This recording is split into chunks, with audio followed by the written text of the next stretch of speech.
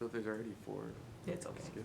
Yeah, there should be a little sticker. Hey, you're that says recording. Third signature on the right-hand side of the. Thank you, Bill. Except for your run. Sorry, Sarah.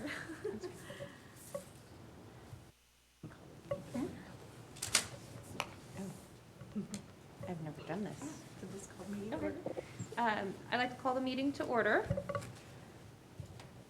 We'll go to number Okay, and so we're going to review the purpose of the committee.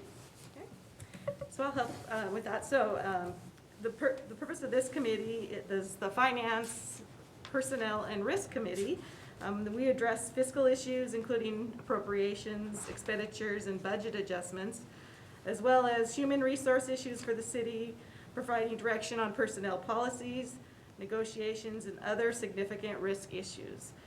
Council members serving on this committee are Councilmember Diamond as our chair, Councilmember McGoffin, and Councilmember Owen. Yes. And all are present this evening. All right. Next, we're going to sign warrant list. Yeah. So they're going to sign there's quite a few pages, so they're going to be signing those pages. And I know Chuck's been in to sign already, so why don't we take a little bit of time and go ahead and sign before we start the next topic. Okay. So, Okay. yeah. I noticed these all have 3 Oh, okay. already. Do I need to still? 3 counting the finance director, or Are there 4 signatures or 3 signatures? on the Oh, page? I see. There's the top one. Yeah, top one's. finance director, yeah. There are quite a few here to sign. We promise this won't happen again. We'll make sure they get signed every meeting. Am I This backdating? one's got a stick, it says voided I'm wrong. doing today's date. Account for right? claims, so are we just not signing Yeah, this go ahead one? and skip that. Skip that one? Yep. Yep, she- Debbie, I'm just having to do today's date. yeah, that's what I'm doing too. Yeah, that makes sense. I mean, that's fine. We have in the record that you approve them, so this is just a step that the auditors Right. like.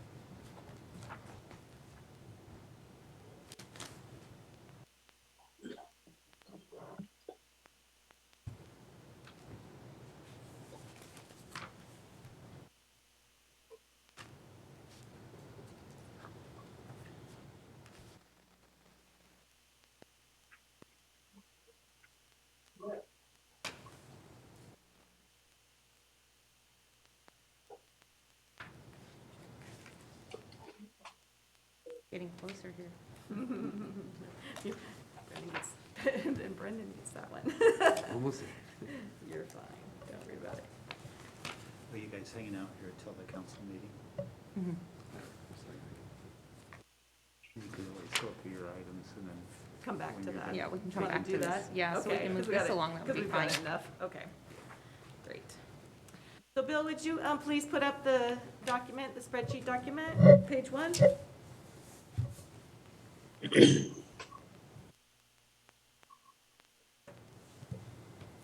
All right, so hopefully you can see that. I think Chuck is our only audience member, so hopefully, Chuck, you can see that. Councilmember Owen, apologize. I apologize. So this item is to review and discuss the upcoming 2021 budget amendments.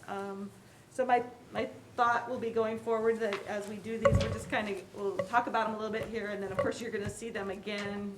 We're gonna talk about them at a workshop in December, and then you'll be voting on that in one of the December meetings. So this is just to give the Finance Committee information about what they might see. And I'm not promising you this is draft. I should probably have draft written all over it, but to date, this is what we see that we're gonna have to adjust in our upcoming budget amendment. So I'll kind of go through. The first one's crack and seal reclassification. We just did a different process, and so we didn't spend, we spent it out of different funds, so this is just moving monies from one fund to the other.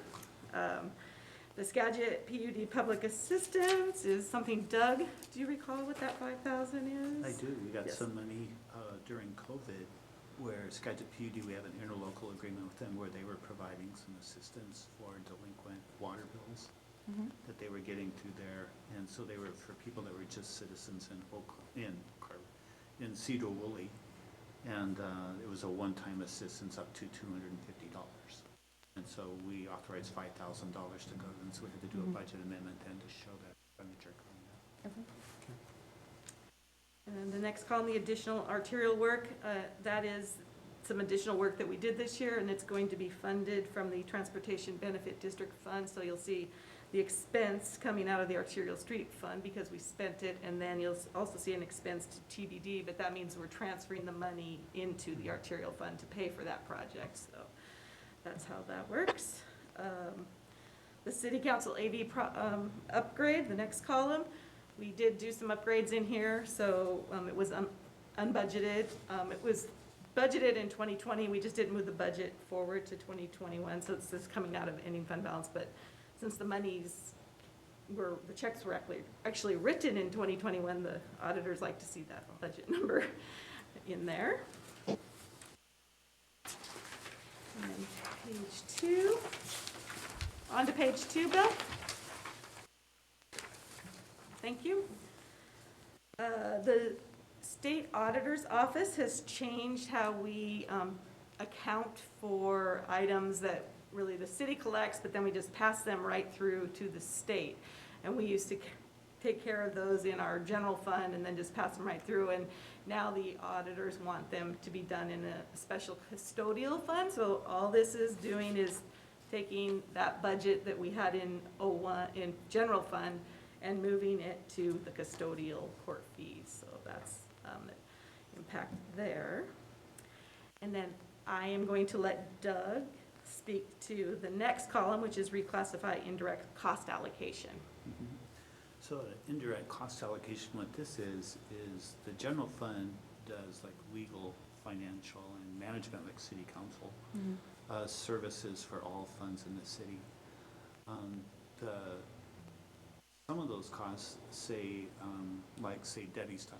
She's doing financial management, not only for the general fund, but also for the utility. So part of those costs then in the general fund get allocated to the utilities, rather than the utility going and hiring their own finance director and doing that. Because as enterprise funds, we kind of have an arm's length relationship with them. Even though they're part of the city, we run those as separate businesses. So it's more cost effective than to just allocate it and have everything centralized. That's what an indirect cost allocation is. For finance costs, for example, some of those costs will get allocated to the utilities based on the number of invoices and say utility bills that go out in the utilities. So whoever our utility billing clerk is will take the salary and benefits for that position. And that's primarily all they do. So those costs will get split in between the three utilities that we have. So because they're paid for in the general fund, those transfers we have to do, that's called an indirect cost allocation. So what we had a couple different things go on. One, there was an accounting change we did back in days past. We used to do what's called an operating transfer. You just transferred money from the general fund, or excuse me, from the utilities to the general fund for that payment. It's just an accounting thing. Then the auditors came back and said, no, we want to do that differently now. Because there's this arm's length, kind of almost like two different businesses, we want to show the utility making a payment that says charges for services instead of just a transfer. So you have to erase one and put it in the other and do that. At the same time, there was a change. The city for many years had allocated part of the fire department to the utilities. Typically you don't see that, but the fire department was doing confined space rescue, and they were learning about that and training them. So in the sewer and stormwater funds, the city was transferring some of those costs. What they would do is say, okay, we have 6 firefighters, 2 of them are certified, so we're gonna transfer 1/3 of the total fire department budget. That's not how you do that. It should be only when they get used and their time it took to actually do a rescue. Right. So I went back to, I think it was 2014, and recalculated all those transfers and moved that money back to the utilities that they had paid. That was what they should not have done. That So makes sense. what this item does, in the general fund, you'll see a number going down, and that's an accounting thing. It's a little complicated, but where you would show it as revenue coming from the utilities, the auditors don't like that anymore either. You have to show it as a reduction in the expenses for that department, because they don't want you to show expenses here and just a mirror image of that expense in the utilities. So it's all just an accounting presentation. So what you see is a reduction in the revenues because it's actually reducing the expenses. It's really a different kind of piece. So that's what you see, this $1.3 million. The expense doesn't exist. Right. So, This is only a one-time adjustment, so then Right. from here on out, when we budget, we'll budget it properly, Sure. and so you Clean will up. see that, so, yeah. yeah, we wrote our policy and rewrote the indirect cost allocation model and how that works now going forward. That makes sense. The next item is the replacement radios for our police. And the budget for those was $160,000, and we are going to allocate some of our American Recovery Plan monies that we received. It's an eligible expense for that, so yes, it is an expense to the city, but we have received revenue to cover that $160,000. So those two kind of act together, because you'll see that we're gonna transfer money from general fund, $160,000. Again, that's just to cover the $160,000 that we're purchasing them out of Fund 501, which is where we purchase our equipment and things. And we're gonna leave it there just so that we can track for future purchases and be allocating a little bit every year. So when it's time to replace radios in 10 or 15 years, we have funding to do that, so. We had to do some roofing projects on the fire station here, so that is that column there, so that was unbudgeted, and so we got that in. So gonna move on to page 3, Bill.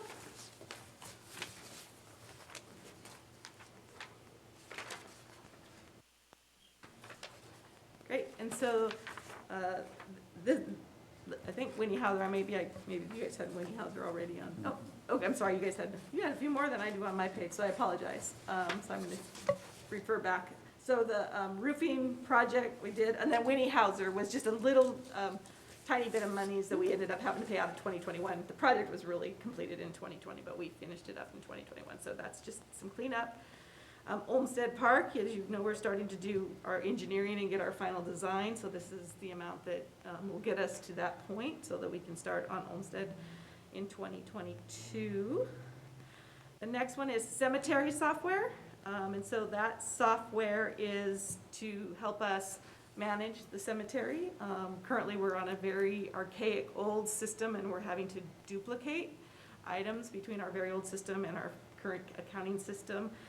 This software will be GIS, so you'll be able to go in and you'll be able to search for things in the cemetery and such like that. But internally, it will really help us with our processes and accounting. So we're excited to get that going. We just learned the mapping part has been done. That's been a big hurdle, and so move on to the next piece, this coming up, moving data up and then getting into the accounting side of things.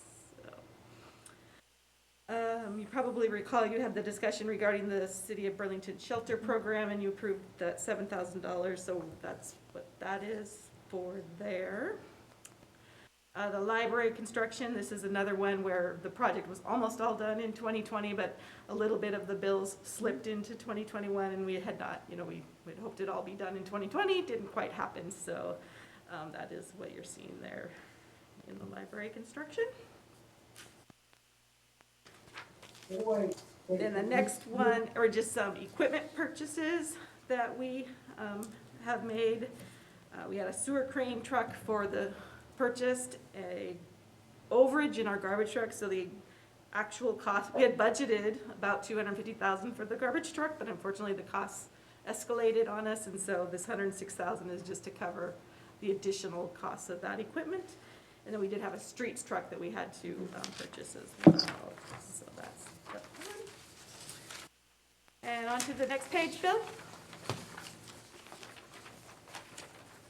That's the street truck, and then the very last one there is the public works, wastewater treatment plant, lab ops building. We weren't, we're quite sure the timing of when we would be doing some of our expenditures, but if you've been by there, we're busily working on that project, so we're having some expenses for that project, so this should help us move into 2021. When we do a budget for 2022, you'll also see an addition for that, but the funding is all in place, obviously with the local monies that we receive, so the revenues are there to enable us to do these expenses that I'm showing you this evening. So, and that's what we have to date, and I think we probably won't have many more. I don't think so. I think we did a pretty good job, but by December 1st, we'll have it finalized, the amendments. Do you have any questions? And you'll have another opportunity. Did you have anything, Chuck? So I have none. Thank you. Great. So the only other topic that I just wanted to start having a conversation around is 2022 staffing. It's become apparent that there are some positions that are probably past due and very much needed within the city, and so we would like council to start considering new positions for potentially in next year's budget. And then I'd be bringing you a budget amendment for that in early 2022 if it's something that you and the whole council are interested in. Mm-hmm. The first position is a human resources, I think we'll give it a title of manager. The city has grown quite a bit, and the complexities of human resources has really grown quite a bit, and we don't have that expertise in-house anymore. Just the basic things like the Long-Term Care Act that was just passed, that our team did a great job getting up to speed, but lots of questions from staff, and if they had a dedicated person that they could go to ask these kinds of questions, I think it's very much needed. I don't think it's any surprise that there's lots of new regulations coming down from the federal government now and the state government on the COVID and the vaccination challenges. And so we're having to try and figure out how to do that internally, and it would be great to have an expert in-house that can handle those questions. So Doug has been handling it with assistance from finance, from one of our staff members in finance part-time. So I will be inheriting that from Doug. Okay. And we'll still have assistance from finance, but moving forward, I can tell you, even the city I came from at 8,000, almost 8,000 in population, had an HR position. So it's a really common position. Frequently, especially in cities this size, with the complexity we have with all the different services we provide, we're more of a full service city than a lot that you'll see. In the sweet spot, when I called around, was asking about positions in that. Some of the consultants I talked to, they said typically when the city hits 100 full-time equivalents, and we crossed that some time ago. Yes, we did. What's our current count? What's our current count?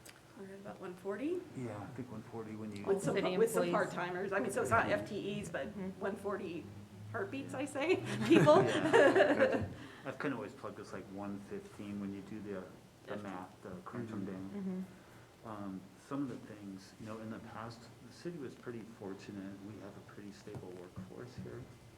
And there weren't a lot of personnel issues maybe that some other cities struggle with. And one of the things I talked to the mayor about the finance committee, I said, would you mind if we added risk management to this? Because some of the practices we did, even though we were good and were able to handle those in-house, things like we haven't had a personnel policy manual. And we have a little bit of a joke. We have one that was passed in, I think, 1990, 91. It's 8 pages long. And it's only a grievance policy on how, employees can maybe air a grievance at. But there was nothing else as far as any type of human resource policies. So that's what we've been working away on that steadily. And then also the city has, other than the fire department, hasn't had a performance evaluation system. And so we're working on that. Charlie and I have been talking about that. So these are things typically you do in your human resource department. And your HR person is also kind of your staff advocate. Right now, a lot of problems are, they come to my office, and I'm more than happy to talk to people and do that. But when you look at value of time, and where it is when we don't have that HR function, staff doesn't have an advocate to go to ask questions or ask for assistance. And those are the things I look at, why that position is really important. And, you know, I talked to the mayor about it a little bit. You kind of have a three-legged stool a little bit that the mayor relies on. You have HR, finance, and the city administrator. And a lot of times that's your key administrative parts that run your city. Like we've kind of been missing that third leg of the stool. So that's just my input. Yeah, and it will be just like most of the administrative positions shared across the utilities as well as the general fund. So we'll bring you the funding structure if we get nods and that we should be thinking about this and continuing down this track. We'll definitely be bringing you all the impact to it. But it is something. Culture is a big thing for me, and not having someone that's the culture person too is really important. So I think in just understanding some of the challenges that are out there and really helping our staff. Right. I mean, our staff needs somebody sometimes, you know. Well, I mean, Yeah. sure, I mean, right now in various departments, looking at the mandate and everything possibly coming forward, and the fact that the testing, who pays for that, Yeah. right? Where does that come from? Oh, yeah. There are several people on the department, within the city that I know for a fact would walk, and they're key people. Yeah. And it's situations that, you know, I know a couple of people that have talked with their doctors, and their doctors have advised them against it. So they can be swabbed, but who pays for that? And how long is that going to happen? And who's going to handle that? Who's going to take that to go get tested and mail them out every day and process them and that sorts of things as well? Because the school districts right now are doing that, and that's being put on administrative people. And that's taking from their time, and they're standing in line at UPS to overnight these, and at what expense every single day to do it. And so that's going to fall onto the city, and where in the funds is that budgeted?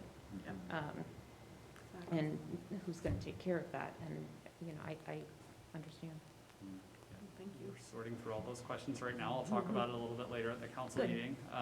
And no, we don't have answers to all the questions. In fact, we're Right. not even sure what our state's going to do as it relates to the federal rule. But having a resource that we can go to that can be the person who helps us figure these things out, has the professional connections and the training to be expert at these types of functions. Sure.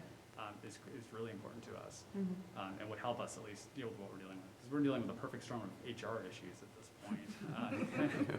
That's a big part of it. I mean, the pandemic Right. had big impacts on IT, but it also had big impacts on HR and, of course, everybody else, but certain really acute impacts in certain areas. And Right. we're definitely feeling the brunt of it right now. So our response is we created a team, we pulled all these people in, and but it's not necessarily our primary area of expertise. But we're going to do our best to figure it out. But it would be very, very helpful to have a go-to place. So that's one position that we'll be discussing further with you. The second position is a public works position under Nathan's departments, under streets and storm and cemetery. Nathan has brought a proposal to us that we believe we can fund properly with a good percentage of the work that needs to be done. There's a lot of things in the stormwater utility that have been kind of put aside or put on hold because there just has not been enough staffing to do things. And we could also use a portion of that FTE to help with parks during the busy times. And of course, our cemetery, hit and miss, just dependent on the type, season, yeah. What we need to do. So Nathan's done a lot of work, and we appreciate all of his, insight into that position. History, I obviously am brand new and not here, but Nathan has shared with us historically that they lost a position, they lost a position, and he absorbed, 2 departments, and was told that potentially someday it would come back, and someday just hasn't quite gotten there. But I think we really need that position. Not only that, we've added we've added Winnie Hauser, we'll be adding Olmsted, we've got Reed property, so we've got a lot of new properties that we're asking Right. our team to maintain, and it's just a little bit too much, and I think this is a position that we really need to have that conversation and hopefully get council's approval. And quite honestly, I would even go further and say we'd probably need to look at probably the addition of another part-time summer person or allocating funds for that as well. Simply because watching the crews and doing the stuff over the, especially the summer months when they're trying to do street projects and stuff, being bumped over, and the fact that we're annexing in additional properties, which is going to lead to more roads and maintenance that needs to be taken care of, as well as the possibility of additional parks in those areas. So we need to definitely look at the addition of that and probably another part-time for that, because with the amount of growth that's going on, these are the day-to-day people that need to be, that are, you know, boots on the ground, out there every day, taking care and maintaining this stuff for the city, and it's who our community sees out there every day and takes care of it, and they depend on these people to do it. Great. That's awesome. I'll make sure we review that too, and maybe add a part-time, and we'll do the analysis on a part-time park or summer help position as well. Kind of in relation to that, I think we passed something about parks fees a while back for summertime help. Did that ever go through, or? Okay. I remember us having that conversation, that got into the fees list and did that. Okay. I'm trying to remember how many we ran this year. If we ran the full 6, I think we ran 6 part-time seasonal positions. Okay. I'd have to double check with Nathan on that. Yeah, I know we were having challenges getting people Right. applying for the positions. We are in a discussion with the wage rate that we potentially offer our part-time temporary staff. So that will be being discussed as well, in hopes that maybe that is something that will help Right. us recruit. So with COVID too, has just been challenging. I think hopefully in 2022, we will have applicants for the positions. Yeah. That's That what would be nice to That's what see. we're hoping. Yeah. I know everybody in every Everyone's business squeezed. is hoping to have that situation, so thank you. If I for could, that. that's just another reason for an HR manager position, would be, we're not dealing with a normal recruitment market. We're having to get very creative and do unorthodox, unique things to try to find applicants. And we've had a number of positions in the city go vacant for quite a while. And that's obviously difficult for operations and has all kinds of implications, so, for what it's worth, expertise would be very helpful, because it's beyond just the post the job kind of stuff. There's a lot more that needs to go into this. Is there like a new hire orientation too? No, when you're Oh, onboarded, you don't. Yeah, that's another. Which is Yes. critical. Yeah. It's just, I mean, that's probably one of the biggest benefits, is that initial introduction to the community and the city, to understand, you know, where you fit and how things work, and, yeah. I want to have someone that you can go back to and Yes, be like, hey, yeah. I kind of missed this. Yeah, because sometimes you know, you just, it's not appropriate, or you just don't feel comfortable talking to some, you know, management, or, and you've got that liaison in the city, so, it's really critical. Bolstering our internal training programs as well is another objective that we need to continue to push on. We do some basic training here, and do training within the departments, but there's some cross-cutting, across-the-board type of training that, you know, for example, and various other trainings that we really want to implement, but we don't have necessarily the hours to make that happen. You talking about like additional workshops and that sorts of stuff? Absolutely, for staff, yeah. A lot of organizations have kind of a running list of training options. The Right. organization I came from had an internal leadership academy that we put together out of HR, really beneficial to staff, helped us prepare some people for promotions, and that's really what gets your employees engaged, but it just helps them reach their potential internally, and by doing that, the whole city benefits. Yeah. Yeah. Sorry to go back to that. No, it's fine. So that's all I had prepared for our meeting. I would like to hold these once a month, but I am cognizant if we don't have anything major to discuss, we'll just cancel them. Sure. But if this time frame works well, This I works know, I think fine there's a for me. reappointment of members on things, but if you're interested in serving again, let the mayor know. Okay. But yeah, I appreciate it very much. I had one question on the staffing. I think in the workshop, there was some discussion about the solid waste with all the new neighborhoods coming online. that they'd have to either switch to Fridays, including Fridays, or hiring somebody new. Is that still something that's on the horizon? Hasn't been brought to my attention, but I can definitely reach out to Leo and have a conversation to understand how he's planning, you know, when those homes are occupied and residents are occupied, how is he planning on servicing those new developments? So that's a great question, though. Thank you. I will definitely take it back for consideration. Yeah.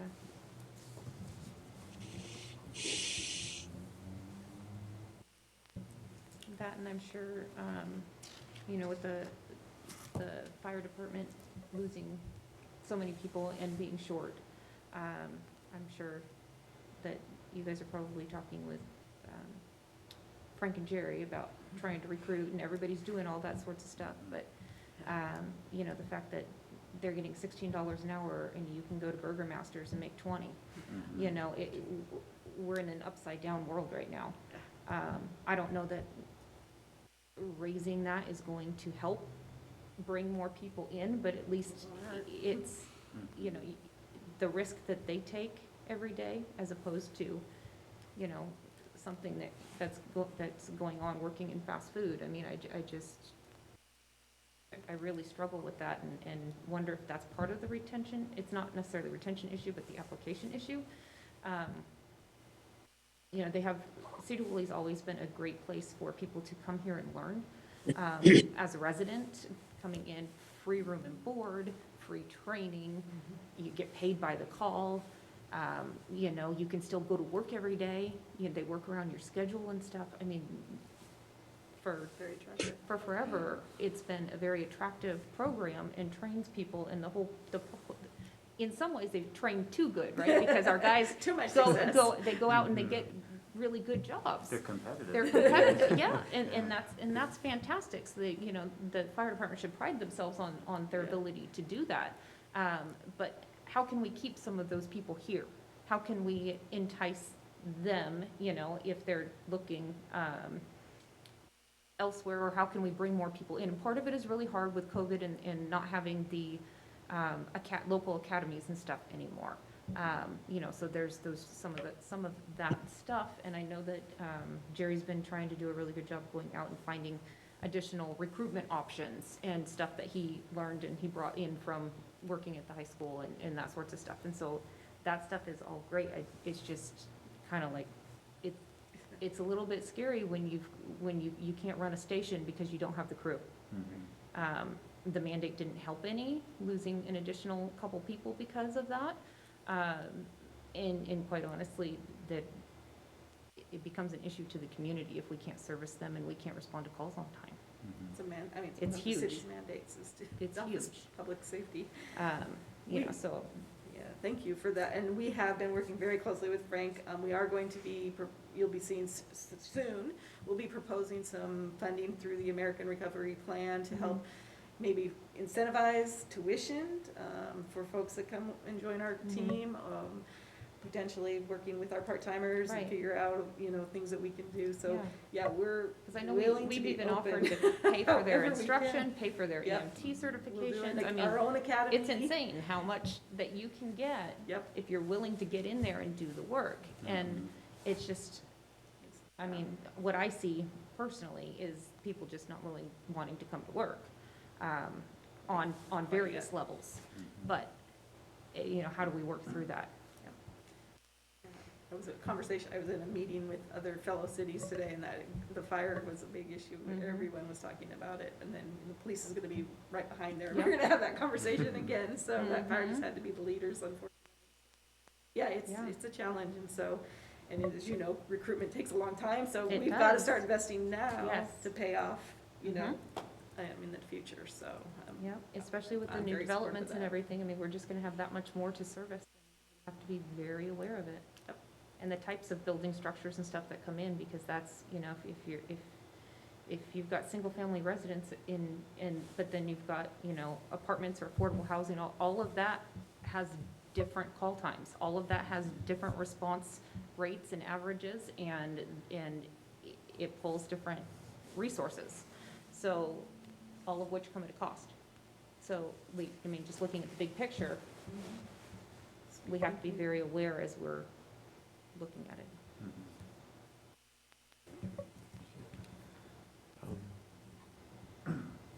I just had one quick question. Mhm.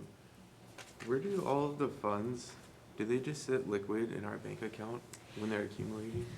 Yeah, so we invest most of our funds in what we call the LGI, you hear me say LGIP, the Local Government Investment Pool. The majority of our funds are invested in that, so we're getting a little bit of a return, obviously. We're restricted to how we can invest our funds, so. But we have started a new strategy of trying to, increase our return a little bit. So we are now investing a little bit in government bonds, so Fannie Mae, Freddie Mac, those types of things. We just recently transferred $2 million into a couple bonds that should really beat what we're currently getting, so. But we do need to, it's a balance, we need to keep some of it liquid, obviously, because we've got these projects that we are gonna have on the horizon, but we'll be doing a little bit more of a long-term investment strategy to try and increase those interest earnings that we're getting, so. All the monies are pooled together, so here it's pooled together, but each of them has identifiable, like, where it belongs, so of the pool, general fund has this much, yeah. Do you know what the average rate of return is? I think we just purchased a bond at what, 0.65, and we feel that's great because we're at about a 0.01. So 1%, a tenth of a percent with the state right now. So it's more like a money market investment, short term, 45 days, I think is the max that they can invest in at the LGIP, because it has to be pretty liquid, because we can get the money, in a day if we need it. So now the bonds, of course, we've now invested in, I think, about a 5-year bond, so a 3-year bond, yeah. The last one we just bought was a 3-year, we've got one that'll be coming in 2023, towards the end of 2023. So I'm starting to ladder our investments, so that things roll off, hopefully the rates are better, we'll be able to roll on a higher rate investment at the time.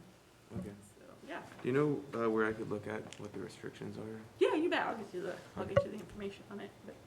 Cool.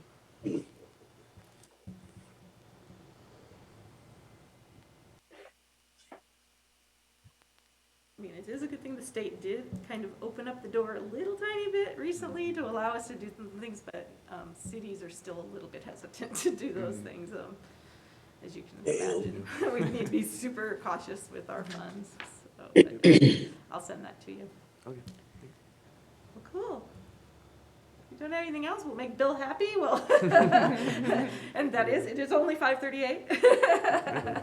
We tried to get that clock fixed, but it didn't quite happen. So all night you guys will be looking at the clock going, oh my gosh. Did we miss the other? Yeah. So we'll adjourn the meeting. Thank you very Thank much. you. Thanks, you. Chuck.